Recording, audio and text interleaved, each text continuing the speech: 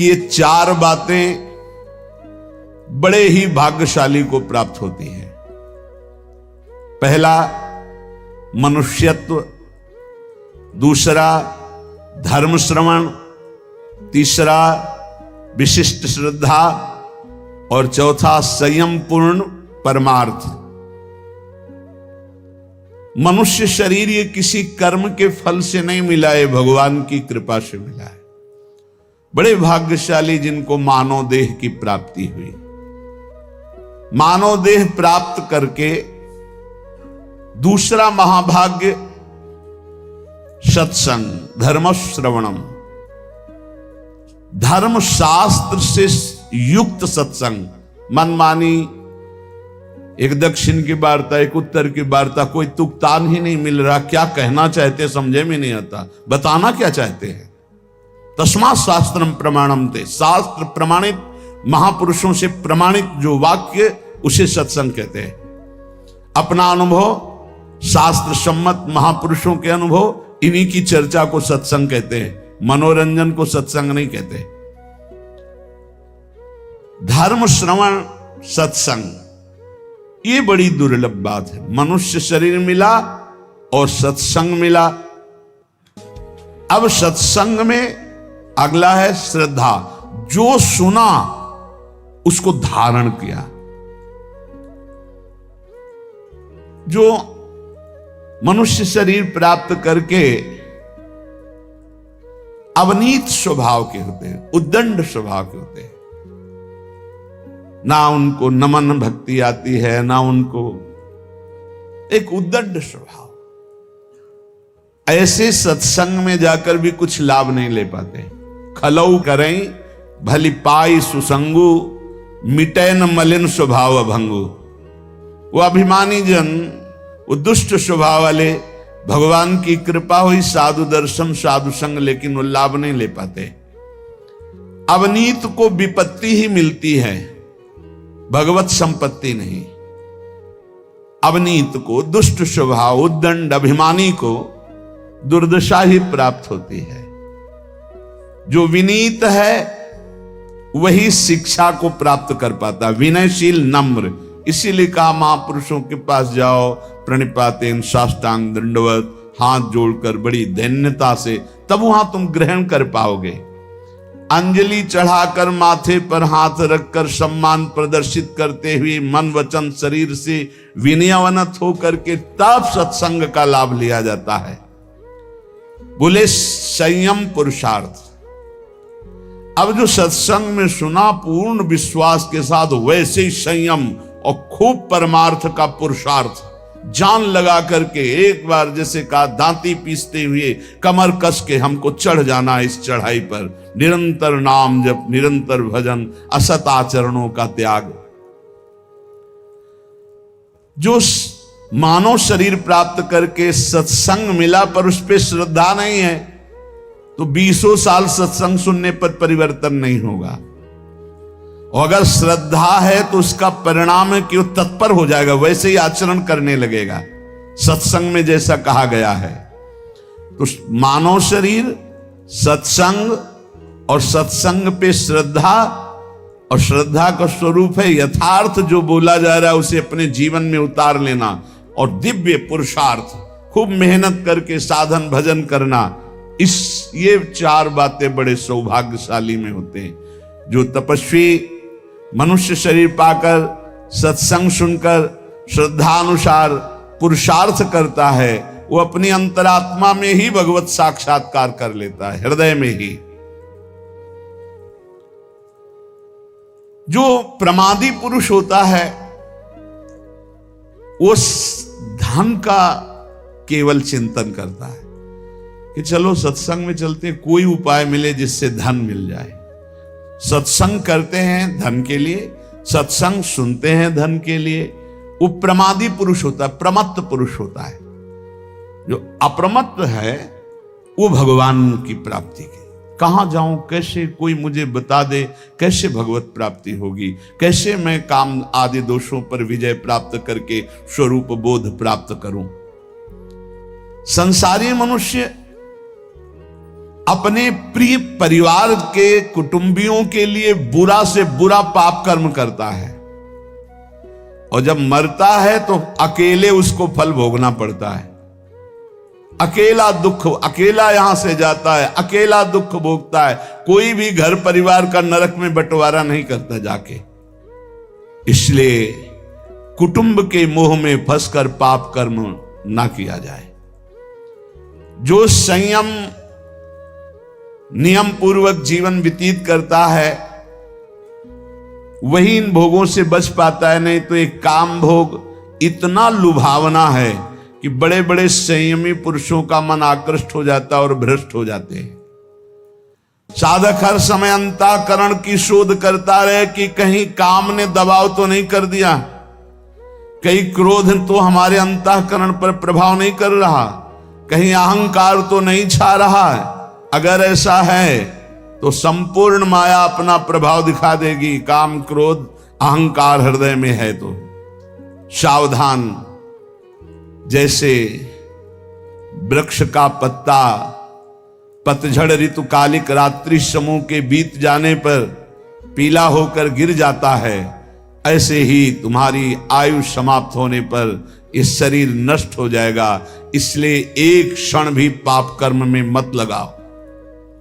जैसे ओस की बूंद ऐसे पत्ते पर हिलक रही है, बस वो गिरने ही वाली है, ऐसे ही तुम्हारा जीवन नष्ट होने वाला है। इसलिए तुम एक क्षण भी असावधान मत रहो, हर समय नाम जप करो। पता नहीं वो बूंद कब गिर जाए। जैसे पानी का बुलबुला बस फूटने वाला है, जितने सेकंड टिका हुआ है, ऐसे ही तुम्हारा शरीर नष्ट होने वाला है। जितने श्वास टिकी हुई है बस क्या करो। इसलिए तुम एक क्षण भी असावधान न रहो, हर समय राधा राधा कहो। अनेक प्रकार के विघ्नों से युक्त अत्यंत अल्प आयु है। इस अल्प आयु वाले मानव देह को प्राप्त करके बहुत शीघ्र भगवत प्राप्ति कर लो। एक क्षण भी प्रमाद न करो। जैसे कमल शरत काल के निर्मल जल को भी नहीं छूता, अलिप्त रहता है, उसी प्रकार तू संसार की समस्त भोगासक्तियों से अलिप्त रह। कोई भी स्नेह बंधन तुझे विवश न कर पावे। क्षण भर भी प्रमाद मत कर, निरंतर भजन कर। जीव मोहवशाद इस माया जनित दुख को सुख मानकर भोगने के लिए प्रयासरत है और परम सुख मोक्ष या भगवत प्राप्ति की चाह ही नहीं कर रहा। ये दुखालय में दुख में वो सुख खोज रहा है। इंद्रियों को इनके विषयों में जाने की ढील मत दो। पांचों में से 5 ना संभाल पाओ तो 2 संभाल लो, एक रसेंद्री और एक जनेंद्री। अगर इन 2 में से दोनों ना संभाल पाओ तो एक संभाल लो, रसेंद्री। जनेंद्री ठीक हो जाएगी। ना तू किसी से द्वेष कर, ना रोष कर, ना किसी से राग कर। इसी जन्म में तू भजन बल से भगवत प्राप्ति कर ले, जन्म मरण चक्र को मिटा दे। देखो, शास्त्र और श्रुतियों का अंत नहीं, कितना पढ़ोगे। इतने परमार्थ के मार्ग हैं, कितना तुम जानकारी करोगे। अतः मेरी सीख मान लो, जरा मरण से मुक्त होने के लिए ज्यादा पढ़ने लिखने की जरूरत नहीं है। राधा राधा राधा राधा नाम रटने की जरूरत है। इतने शास्त्र हैं, कहां तक पढ़ोगे। इतने सिद्धांत है, कहां तक जानोगे। सबकी बात जान लो। नाम जप करने वाले के हृदय में शुद्ध ज्ञान, शुद्ध प्रेम प्रकाशित हो जाता है। यदि तुम्हें यमदूतों से बचना है तो ऐसा दुर्वचन मत बोलो कि किसी का हृदय घायल हो जाए। ऐसे हैं बोलने वाले कि बिना बाण के हृदय को घायल कर दें। किसी की जीविका को मत छीनो कि एकांत में बैठ के रो दे। देख लो, अगर यमदूतों से बचना है, किसी को ऐसा मत बोलो कि एकांत में बैठकर तुम्हारे वचनों को याद करके दुखी हो जाए। किसी की जीविका को मत छीनो, उसे गरीब मत जानो, उसे अनाथ मत जानो, दीनानाथ प्रभु हैं। दुखिया को न सताइए, और दुखिया देगा रोए, उसका कोई बल नहीं। और जब दुखिया के मुखिया सुने तब तेरी गति का होए। ये होश में रहे। कह रहे किसी असहाय का धन मत छीन लेना, उसकी जीविका मत छीन लेना। वो असमर्थ है, वो जितने आंसू गिराएगा तुम फिर उसका हिसाब नहीं दे सकते हो। इसलिए धर्म से रहो। धर्म का स्वरूप है शास्त्र के अनुसार जीवन, दूसरों को सुख पहुंचाना। अधिक क्या कहूं, जो अपने से प्रतिकूलता का व्यवहार करे उसके साथ कभी प्रतिकूल व्यवहार मत करो। जो अपनी शारीरिक चेष्टाएं हैं उज्जवल हो, न्याय युक्त हो, धर्म युक्त हो, कभी यमराज के दूत तुम्हें छुएंगे भी नहीं। अरे साधक, ये रसेंद्री को सुधार लो। अलग अलग महापुरुष कहे ये स्वादिष्ट भोजन नहीं, ये पूरा जीवन बर्बाद करने वाली वस्तु है। खाते खाते मर गए, कभी तृप्ति नहीं, कभी तृप्ति नहीं। ये दुष्ट गजब हो गए, भोगते भोगते मर गए। कभी ये नहीं कहती कि बस आज क्या ये हाथ ऐसा ऐसा ऐसा बना ले, ये वो खाते खाते पूरा जीवन व्यतीत हो गया। हाँ खाओ, पचाओ, बस सोचो जरा, कभी उबो यार, खाते खाते उबो, कभी भोगते भोगते उबो। आता है ऐसे ही अपनी बुद्धि को पवित्र रखो। इंद्री रूपी घोड़ों की लगाम रूपी मन को खींच करके सतमार्ग पर चलाते रहे। बुद्धि शुद्ध कैसे होती? ईश भजन सारथी सुजाना। इष्ट देव का भजन करो तो सारथी सुजान, बुद्धि बहुत ज्ञानमयी हो जाएगी। यदि तुमसे कोई पाप बन जाए तो दोबारा करना मत, तो तत्काल उस पाप का प्रायश्चित करके उसे भस्म कर दो, नहीं वो तुम्हें नष्ट कर देगा। दोबारा करना नहीं। और जो हो गया है उसका महापुरुषों से पूछो क्या प्रायश्चित है, और वो जो बता दे वही कर दो, उससे भस्म हो जाएगा। और यदि पुण्य कर चुके हो, पुण्य किए हो, तो उसे बार बार करो पुण्य कार्य को, और कभी किसी से बताना नहीं, तो तुम्हारा पुण्य तुम्हें लाभ प्रदान करेगा। ध्यान दीजिए, पाप कर्म हो तो दोबारा करना नहीं, महापुरुषों से बताकर उसका प्रायश्चित तत्काल उसको भस्म कराओ, नहीं तो वो ब्याज सहित दंड देगा। और पुण्य किया हो तो किसी से बताना नहीं, और बार बार सुकृत धर्म आचरण करो, वो तुम्हें महासुख प्रदान करेंगे। लेकिन पाप करोगे तो कोई जान भी नहीं पाएगा, पुण्य करोगे तो माइक से हल्ला मचाओगे, 4 लोगों को बताओगे, पोस्टर भी छपवा देते हैं कि आज जो है हम फूल बंगला बनवा रहे हो, 50 ब्राह्मणों को भोजन करवा रहे हैं, 50 साधुओं को पवा रहे हो, हमारा ये फोन नंबर, हमारा ये पता हो, अपने पूरे परिवार का नाम। इससे क्या होगा? सब खत्म, सब खत्म हो गया। जितने लोग देखते जाएंगे सुकृत के अधिकारी हो जाएंगे, तुम्हारा सारा सुकृत नष्ट होता जाएगा। सिद्धांत को समझो, पुण्यात्मा पोस्टर नहीं छपवाते। यदि पुण्य बन जाए तो कभी जबान से मत कहो किसी को कोई जान न पावे, पर अहंकार चैन नहीं लेने देता, वो बताता है। एक भगत जी आए तो बार बार बीच में एकांतिक में बोल उठते, भारत के जितने तीर्थ हैं 5-5 बार गए हैं हम, ठीक है। फिर बीच में बद्री नारायण कहां कई बार गए हम, कई बार। ये अहंकार देखो, शास्त्र संत महापुरुषों के वचन, पुण्य करो जबान से न निकलने पावे, कोई जान न पावे, और पुण्य बार बार करो और भगवान को समर्पित कर दो। जिस पुरुष की आकांक्षाएं यहां समाप्त हो गई हैं, वही जीवन मुक्त है। जीवन मुक्ति की पहचान, जिस पुरुष की आकांक्षाएं यहां समाप्त हो गई हैं, यही जीते जी वो जीवन मुक्त है। कोई चाह नहीं, कोई मांग नहीं। और जिस पुरुष की चाह नहीं समाप्त हुई, तो आगे सुन लीजिए, जिस पुरुष की आकांक्षाएं हैं, चाह है, वो चाहे नंगे रहे दिगंबर, चाहे जटा रखा ले, चाहे पंख लगाए, चाहे उपवास करे, चाहे भूमि पर सोए, चाहे धूल लपेटे, चाहे जैसे रहे, वो जीवन मुक्त नहीं हो सकता। ये बात है। बाहरी इन क्रियाओं से जीवन मुक्तता नहीं देखी जाती। आकांक्षा रहित ब्रह्मभूता प्रसन्नात्मा, न सोचति न कांक्षति, न कोई सोच है न कोई चाह है। जो शतमार्गी है, चाहे उसके ऊपर रुपयों की वर्षा कर दो तो भी वो अपने शतमार्ग को नहीं छोड़ेगा। जैसे कामी पुरुष को भोगों से तृप्ति नहीं होती है, ऐसे भजनानंदी को कभी भजन से तृप्ति नहीं होती। जितने भी ब्रह्मा के रचे हुए भोग हैं सब अल्प स्वाद वाले, परिणाम में दुख देने वाले हैं। इसीलिए विवेकी साधक कभी भोगों में रति ना करके सम्यक रूप से तृष्णा का नाश करके भगवान का भजन करता है।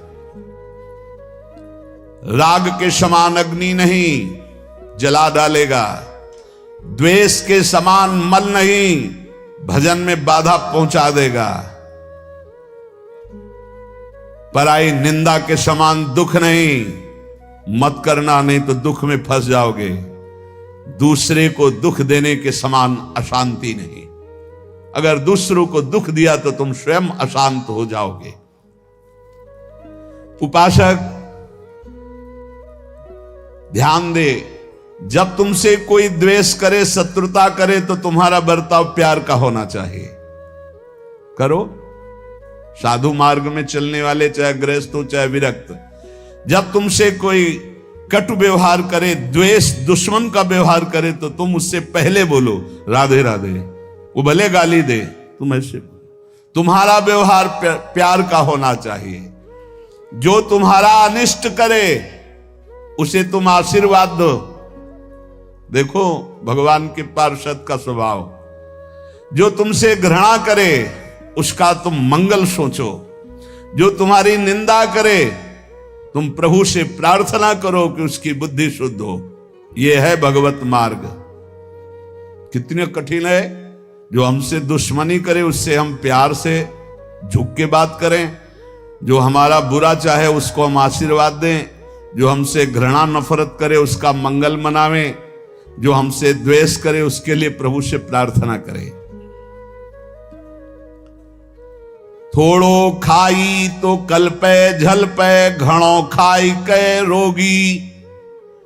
और दोहू पंखा की संधि विचारे, तो है वो बिरला जोगी। बात समझना यहां। थोड़ो खाई, बिल्कुल पूरी लगन लगी रहेगी भोजन में। और घड़ों खाई तो रोगी, और दबा के खाओगे तो रोगी हो जाओगे, भोगी हो जाओगे, भजन नहीं बनेगा। तो बोले दोहू पंखों की संधि विचारे, वो है बिरला जोगी। न कम न ज्यादा, युक्ताहार विहार से। जो बहुत नहीं खाता या थोड़ा, उसकी चिंतन वृत्ति भूख में लगी रहती है, बातें चाहे जितना बनावे। और जो बहुत खाता है उसका चिंतन भोगों में लगा रहता है, बातें चाहे जितना बनावे। और दोनों की जो संधि में रहता है, नाक और नाहा, थोड़ा अल्पाहार, इतना अल्पाहार नहीं, युक्त अल्पाहार। कि अगर 10 रोटी खा सकते हो भरपेट तो 5 रोटी पा जाओ। अगर 5 में भरपेट तो 2.5 पा लो। इतनी संधि में रहे। थोड़ा खाई तो कल्पे झलपे, उसी का चिंतन। और घड़ों खाई तो रोगी। और दोहू पंखों की संधि में, तो वो है बिरला जोगी। जो दोनों संधि में, अर्थात ना भूखा और ना छका। देखो जिनको उपवास का नियम दिया है, जिन्होंने उपवास का नियम लिया है, वो ध्यान दे दें। उनका चिंतन भोजन का नहीं होना चाहिए। अगर भोजन का चिंतन हो रहा है तो फटाफट रोटी दाल बनाओ और भोग लगा के पालो और खूब भजन करो। हमारा उद्देश्य है कि आपके पेट में हल्का आहार जाए और आप रात दिन मंत्र जप करो। इसके लिए उसका चिंतन न बने कि काश दाल रोटी, तो पालो और भजन में लगो, श्री जी के चिंतन में लगो। और अगर ऐसे चल रहा है तो बहुत अच्छा है, बहुत अच्छा है। अवधू रहिबा हाटे बाटे, रूख बिरक की छाया। तजिबा काम क्रोध और तृष्णा, ये संसार की माया। ऐ अवधूत साधु, बाजार में हाट में, बाजार में या वृक्ष के एकांत क्षेत्र में, दोनों में तुम्हारी समान बुद्धि होनी चाहिए। बीच बाजार में बैठा तो समाधिस्थ, और एकांत में बैठा तो समाधिस्थ। ऐसी स्थिति वाला संसार की ये माया, काम, क्रोध, लोभ, मोह बीच समाज में रहते हुए भी तुझे ग्रसित न कर पाए। चाहे एकांत हो या समाज, दोनों में तेरी स्थिति एक जैसी हो। हबक न बोली वो, ठबक न चली वो, धीरे धरि बा पावो, गरम न करी वो, सहजे रही वो, भड़ंत गोरख राऊं। कह रहे कि जो मचल के नहीं, गंभीरता पूर्वक पैर, एक साधु एक एक पैर संभाल के रखता है, कोई जीव न मर जाए। उसकी चाल अलग होती, आराम आराम, हबक ऐसे। और जब बात करना है तो एकदम उतावले होकर के नहीं, बहुत गंभीरता पूर्वक, शांत विचार पूर्वक बोलिए। ये योगी के लक्षण है। हबक न बोली वो, ठबक न चली वो, धीरे धरि बा पाऊं। आराम आराम से नाम जप करते हुए पैर रखो। बिल्कुल ऐसे उतावले होकर बोलने मत लगो, और ठबक मचलते हुए नहीं चलना चाहिए। नहीं, साधु का चाल होती है, ग्रीवा झुकी हुई, गंभीर मुद्रा, एक एक कदम आराम से चल। गर्व न करिबो, किसी भी प्रकार का गर्व नहीं होना चाहिए। भेद न कहना, अपने हृदय की बात किसी को न बताए। कह रहे कि अपने हृदय के सहजे रविवा, भड़ंत गौरव राम। गोरखनाथ जी कहते हैं, मैं जो आपको आंतरिक वृत्ति बता, अपनी स्थिति कभी किसी से बताए ना। बोलते नहीं वो, कुछ बहुत गंभीर रहते हो, लगता है भजन में रहते हो। पीड़ा है ना, तो उसी में चिंतन में रहते हो। बहुत पीड़ा है, उसी में लगे। क्या पीड़ा है? जाओ यार, प्रपंच कर चल, आप पूरा तुम्हें इतिहास बतावे, चलो यहाँ से ऐसे। और एक तो साधु की दृष्टि में दम होना चाहिए, जल्दी कोई बातें नहीं करेगा। अपने स्वरूप में हो तो कोई बात नहीं कर सकता। मन में रहनाम, भेद न कहनाम, बोलिया अमृत बाणी। गोरखनाथ जी कह रहे, मन में रहना अंतर्वृत्ति, भेद न कहना। क्या साधना कर रहे हो, क्या गुरु ने उपदेश किया, कभी किसी से न बताए। अपने साधन को कभी किसी से न बताए। बोलिवा अमृत वाणी, जब बोले तो अमृत शब्द बोले। नाम, लीला, गुण, ये अमृत शब्द है। अगिला अग्नि होइबा अवधूत, तो आपन होइबा पानी। बोले अय अवधूत, जब कोई तेरे को आग बबूला करने के लिए उपाय करे, गाली देना, मारना, निंदा करना, तब तू पानी की तरह बहना, तेरे अंदर क्रोध नहीं आना चाहिए। ऐ अवधूत साधक, तू अपने को कभी किसी के सामने प्रस्तुत मत कर। तेरी साधना क्या है, गुरु ने क्या बताया, तू किस स्थिति का है, ये प्रस्तुत मत कर। बहुत सावधानी पूर्वक बोलो, अमृतमय वचन बोलो। और कह रहे, जब कोई तुझे आग बबूला करना चाहे, निंदा, अपमान ऐसे कर, तो तू पानी की तरह बह जा, क्षमा कर दे। बिल्कुल गुस्सा नहीं आनी चाहिए। गोरख कहे सहुड़े अवधू, जग में ऐसे रहना। आंखें देखिबा काने सुनिबा, मुखते कछु न कहना। नाथ कहे तो आपा रोपो, हट करी बात न करना। यहु जग है कांटे की बाणी, देख देख के धरना। गोरखनाथ जी कहते हैं, तू संसार में दृष्टा मात्र है, इसलिए जब गाली दी जा रही, अपमान दिया जा रहा, अंतःकरण में जलन हो रही, तेरे में नहीं। तू दृष्टा मात्र, साक्षी मात्र बना रहना। आंख से सब कुछ देखना, कान से सुनना, परंतु मुख से कुछ मत बोलना। तू दृष्टा बना रहना, तेरे को कोई परेशानी नहीं होगी। तू अपना आपा समझ, तू परमात्मा का स्वरूप है। हठ पूर्वक किसी से बात विवाद मत कर। ये जगत कांटे की बाड़ी है, बहुत देख देख के पैर रखना, नहीं तो कांटा चुभ जाएगा। फंसा लेंगे ये लोग, संसारी लोग फंसा लेंगे। तू अपने स्वरूप में रहना और साक्षी भाव में रहना। और बहुत बहुत बढ़िया मस्ती की बातें है योग की, जो भगवत मार्ग के पथिक है उनको मस्त करने वाली बातें। स्वामी बंडखंड जाऊं तो खुबिया बिया पे, और नगरी जाऊं तो माया, भरी भरी खाऊं तो निंदा व्यापे। क्यों सीझत जल बिंब की काया, खाए भी मरिए अण खाए भी मरिए। गोरख कहे पूता संजम ही तरिए। धाये न खाइबा भूखे न मरिबा, आहनिश लेबा ब्रह्म अग्नि का भेवम, हठ ना करिबा पड़ा न रहिबा, यू बाल्या गोरख देवम। बहुत ऊंची बात कह रहे स्वामी। वन में जाऊं तो पैरों में कांटा चुभते हैं और भूख लगती है, और अगर शहर नगर में जाऊं तो माया खींचती है। ऐसा आकर्षण संसार का है, बड़ा विचित्र है। पेट भर के खाऊं तो नींद आती है और भोग वासना सताती है, और अगर भूखा रहूं तो भोजन का चिंतन करूं, कैसे सिद्धि प्राप्त करूं, बड़ी समस्या है। जंगल जाऊं तो कांटा लगता है, भोजन की व्यवस्था है। नगर में जाओ तो माया की बड़ी भारी व्यवस्था है। भूखे रहो तो भोजन की याद आती, छक के पेट भर के पाओ तो भोगों की याद आती। कैसे सिद्ध हो? बहुत खाया तो मर गया,